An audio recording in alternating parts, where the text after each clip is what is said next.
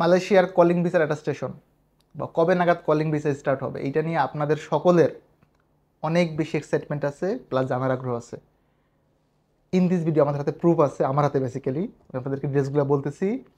এবং আমি এর আগেও ভিডিওতে বলেছিলাম, এখনও বলতেছি, ইনশাল্লাহ মালয়েশিয়াতে কলিং ভিসায় এগেইন আপনারা যেতে পারবেন 31শে মের পরে, মানে দীর্ঘদিন বন্ধ থাকার পরে ইনশাল্লাহ খুব সুন মেডিকেল স্টার্ট হবে। ভিডিওটা শেষ অবধি দেখবেন, আমি আপনাদেরকে সম্ভাব্য ডেটটা বলবো।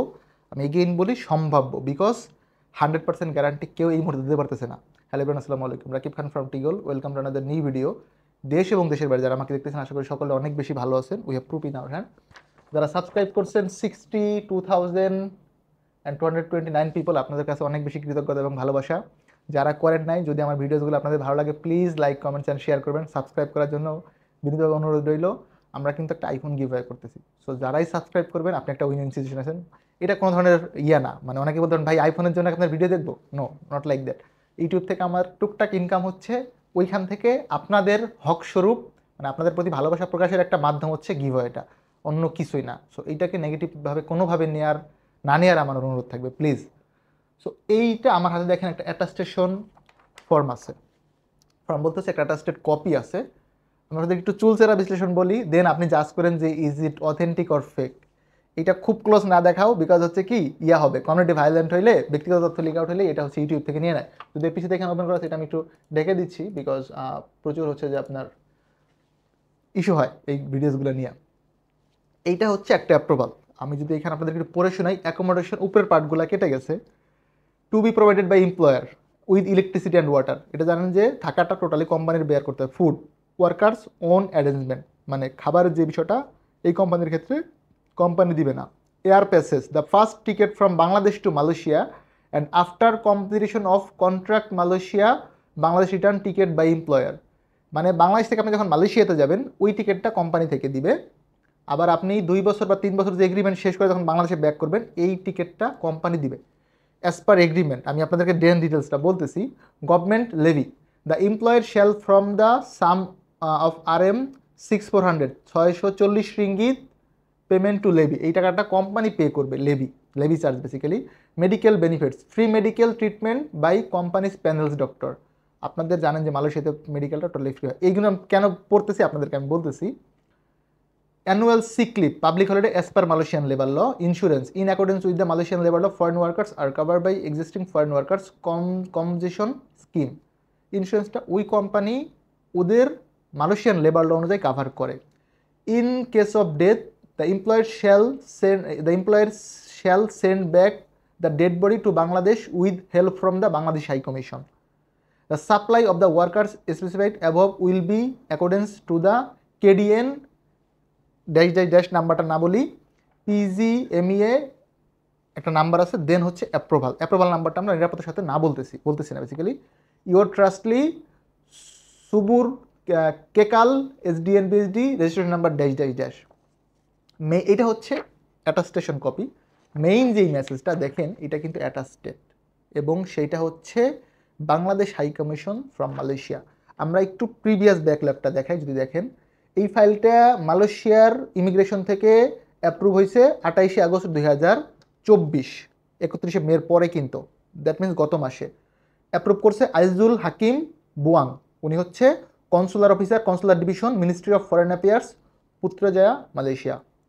And here is the seal. Okay, এই হচ্ছে ওদের, এবং এইটা হচ্ছে কোম্পানির যেই অ্যাপ্লিকেশন সেটা ওরা করছে SDN BSD ড্যাশ। আর একটা জিনিস দেখেন, এই যে সবুর কেডাল SDN BSD, এটা হচ্ছে কোম্পানি নং এত, ইউনিট নং এত, লেভেল এত। এটা হচ্ছে সেলাঙ্গরে কোম্পানির অবস্থান। এবং দেখেন নোটারি পাবলিক ড্যাশ কুয়ালালামপুর, এটা কিন্তু নোটারি পাবলিক করা এবং from Kuala Lumpur, not from Bangladesh, because অ্যাপ্রুভালের জন্য কুয়ালালামপুর থেকে সাবমিট করছে company basically. Here is the main point, যেটা আমাদের দেশের থেকে, মানে আমাদের পার্ট, আমাদের দেশের না, অ্যাটাস্টেড। এই যে উপরে রেফারেন্স নাম্বার অ্যাটাস্টেড বাই দেখেন সাইয়েদ শরীফুল ইসলাম স্যার। ওনার পজিশন হচ্ছে কনসুলার লেবার ডিপার্টমেন্টের, Bangladesh high commission, Kuala Lumpur, Malaysia.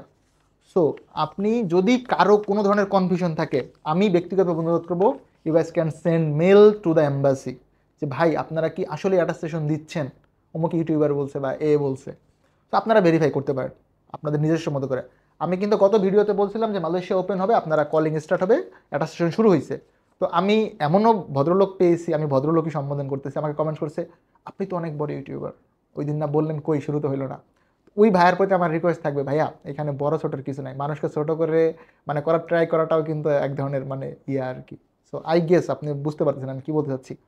আমার রিকোয়েস্ট থাকবে, আমি আমার এই ক্ষুদ্র ইউটিউবিং জীবনে কখনোই ট্রাই করি নাই কাউকে ফেক নিউজ প্রোভাইড করার।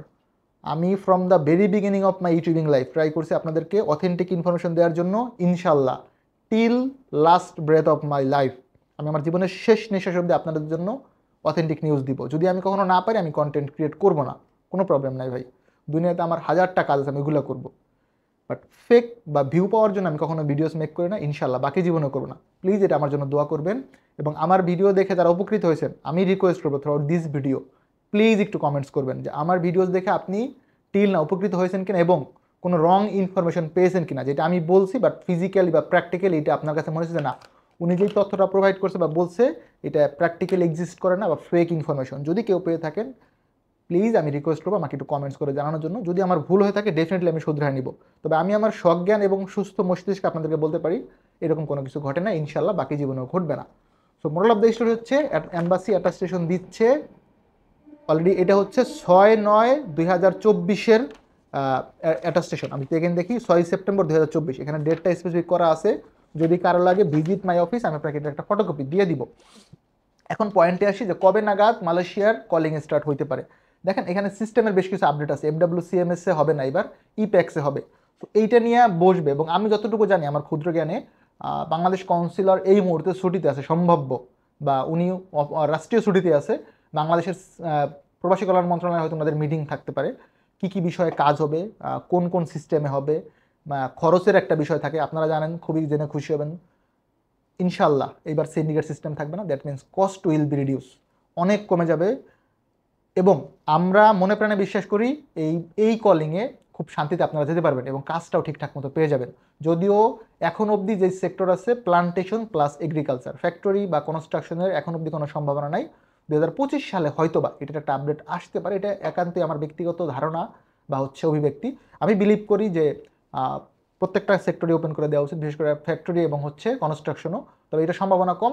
এগ্রিকালচার প্লাস প্লান্টেশনে আমি আগে থেকে বলছি, গলা ফাটায় ফাটায় এখনও বলতেছি আপনারা যেতে পারবেন।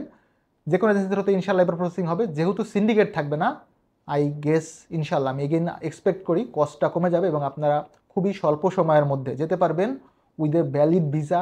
সেম প্রসেসিং আগের মতো, কলিং হবে, মানে প্রথমে মেডিকেল করবেন, মেডিকেলে ফিট হলে কলিং অনলাইন হবে, অনলাইনের পরে কলিং হবে, কলিংয়ের পরে ই ভিসা হবে, ম্যান পাওয়ার হবে, আপনি বৈধ পারমিশন এবং ফ্লাইট নিয়ে বহির্গমন ছাড়পত্র যেটা বিএমইটি থেকে ক্লিয়ারেন্স সার্টিফিকেট নিয়ে ফ্লাইট করবেন।